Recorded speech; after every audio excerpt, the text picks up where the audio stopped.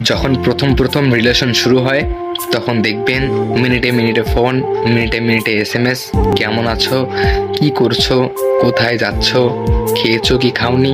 যদি অ্যান্সার দেন না খাইনি, তখন বলে না খেলে তো শরীর খারাপ করবে, কেন খাওনি। তখন যখন আপনি বলবেন যে আপনি খেয়েছেন, তখন সে বলবে না আমি খাইনি। তখন আপনি বলবেন কেন, তখন সে বলে তুমি যে খাওনি তাই আমিও খাইনি। এইরকমটা প্রথম প্রথম এতটা কেয়ারিং করে ভাই, যে মনে হয় এতটা কেয়ারিং বাবা মাও করে নাই জন্মের পর থেকে, এতটা কেয়ারিং করে। কিন্তু যখন রিলেশনটা কয়েক বছর হয়ে যায় বা কয়েক মাস হয়ে যায়, একটু যখন পুরনো হয়ে যায়, তখন দেখবেন আস্তে আস্তে কেয়ারিংটা কমে যায়। তখন আপনি তাকে ফোন দিয়ে বলবেন কি করো, কেমন আছো, তখন সে বলবে হ্যাঁ বসে আছি, একটু পরে কথা বলি।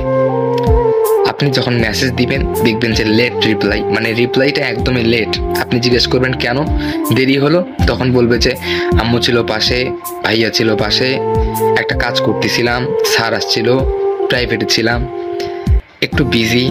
যখন কল করবেন যে আসো একটু ঘুরতে যাই, ও না সরি আমার আজকে সময় নেই, তো আরেকদিন যাব। এইরকমটা শুধু শুধু ইগনোর করা হবে। আসলে যখন দেখবেন প্রথম প্রথম সে মানে খুব কেয়ারিং করতেছে, তারপরে ইগনোর করতেছে, তখন বুঝে নেবেন সেটা ভালোবাসা না।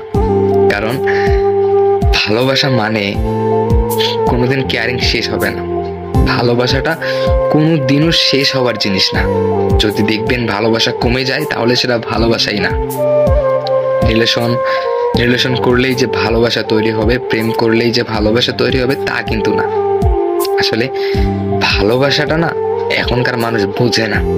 আর যে ভালোবাসে তার ভালোবাসায় কখনো কমতি থাকে না। আজকে একটু কম করলো ভালোবাসা, কালকে একটু বেশি দেখালো, তারপরের দিন আরেকটু বেশি, এইরকম না। ভালোবাসা সারা জীবন সমান থাকবে, সেটাই ভালোবাসা। বর্তমান যে আজকে শুরু হচ্ছে কালকে ব্রেকআপ, এগুলো ভালোবাসা না।